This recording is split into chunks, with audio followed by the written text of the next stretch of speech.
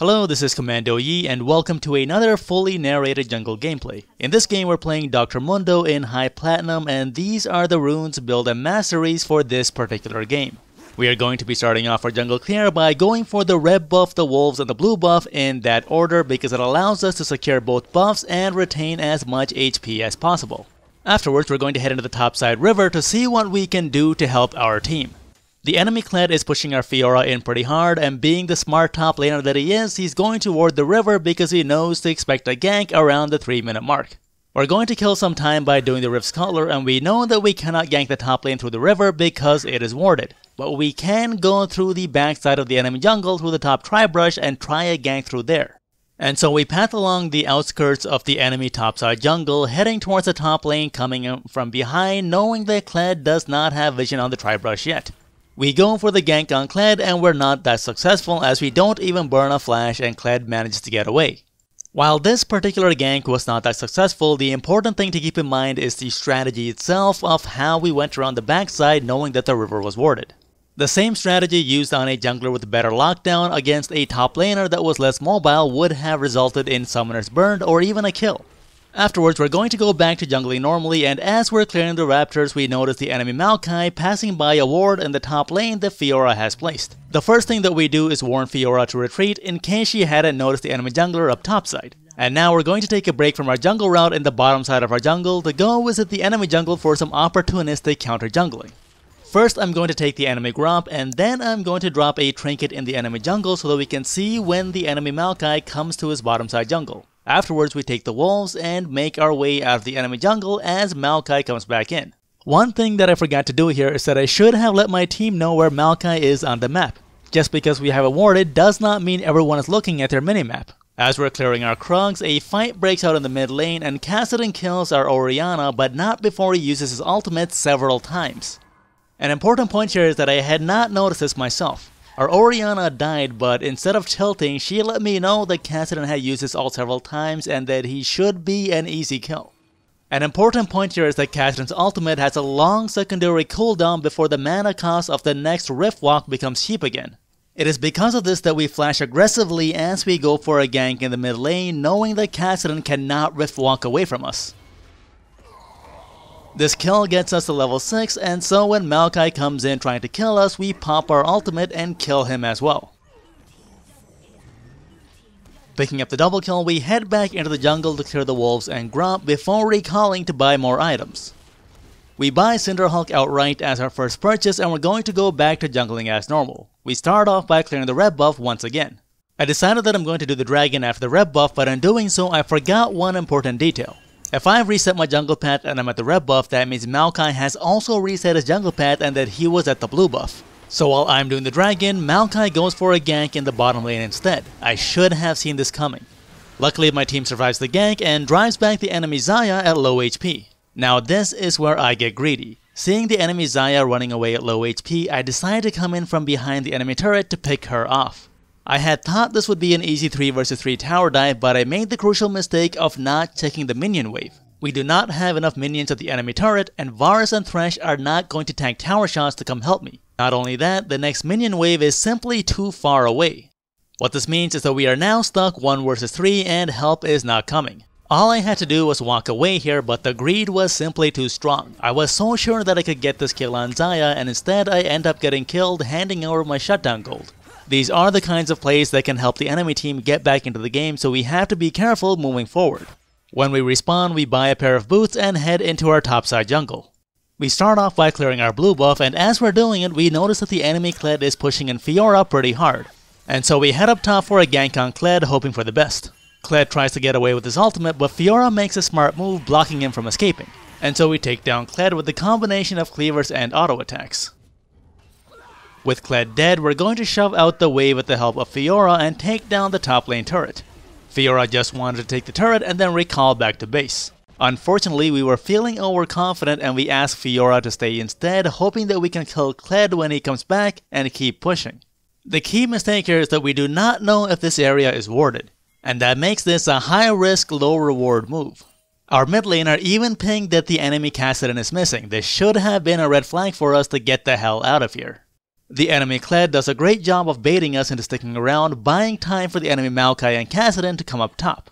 As soon as Maokai comes over the wall, I know that we are in trouble. Lucky for us, Dr. Mundo moves very fast with his ultimate and we only have to outrun our Fiora to get away to safety.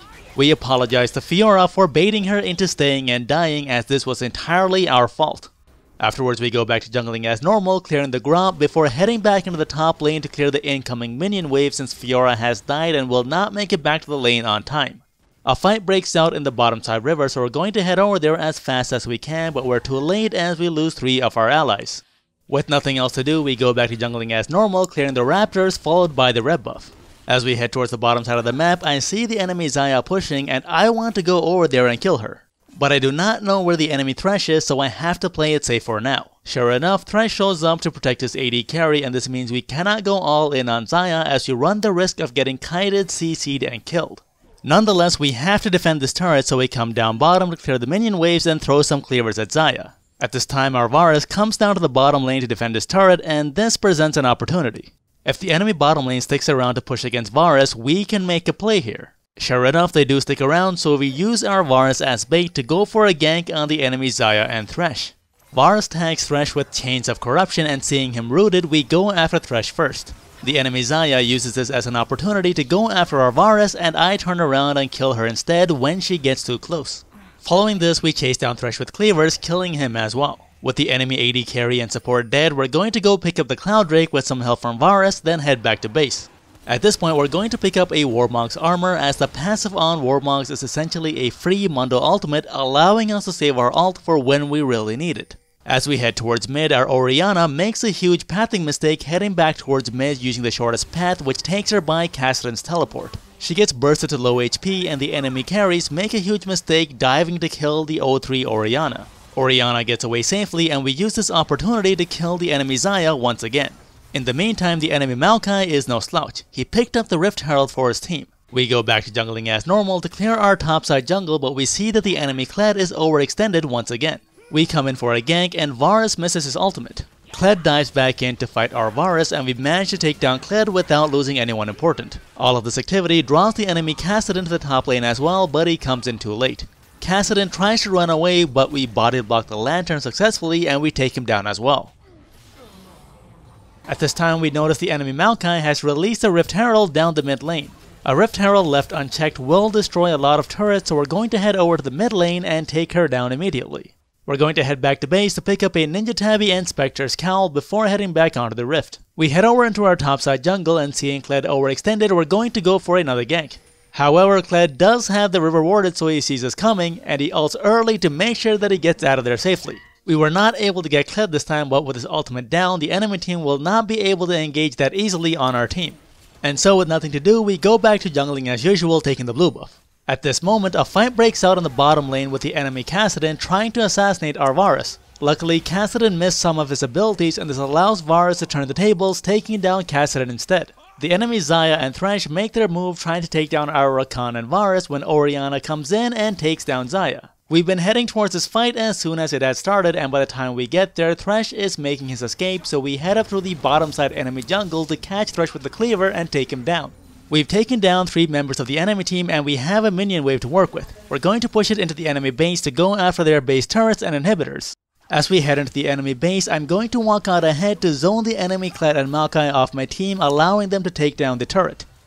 The slain members of the enemy team have respawned, so Maokai uses this moment to engage on me, starting a teamfight.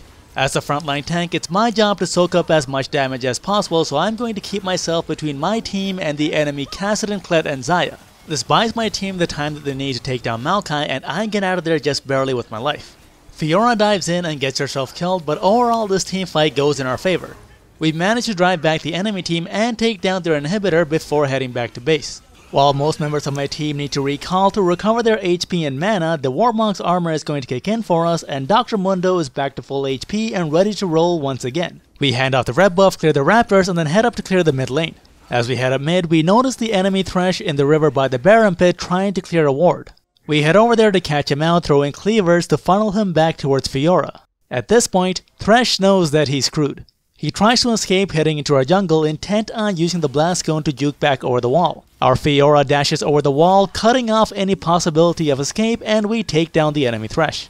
In the meantime, the enemy team goes for a counterattack, but once again we haven't lost anyone important.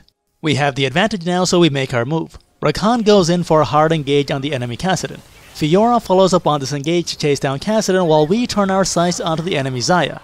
Overall, this fight goes in our favor and we wipe out the remaining members of the enemy team. And now that we have a numbers advantage on the map, we're going to do a hard push down the mid lane, taking the enemy mid inhibitor.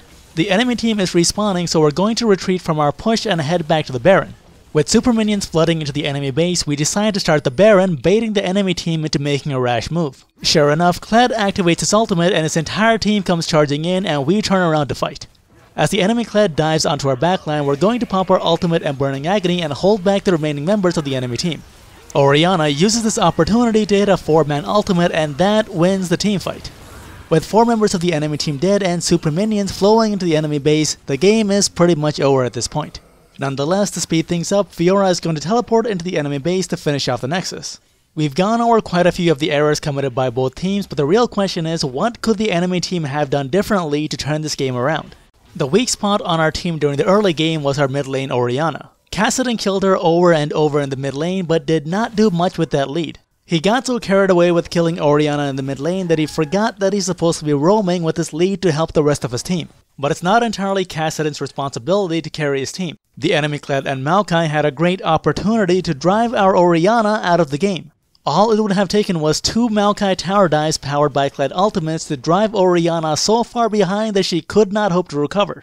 They could have used that to take down both mid lane turrets, and there's not a damn thing that Dr. Mundo can do about it with an 0-4 Orianna. This would have allowed the enemy team to establish a very strong lead that they could then use to collapse our outer lanes and establish an even greater lead on the map. Unfortunately for the enemy team, this is ranked solo queue where people only care about their own stats and their own lane. Hopefully you can learn from the mistakes of the enemy team to avoid a similar fate.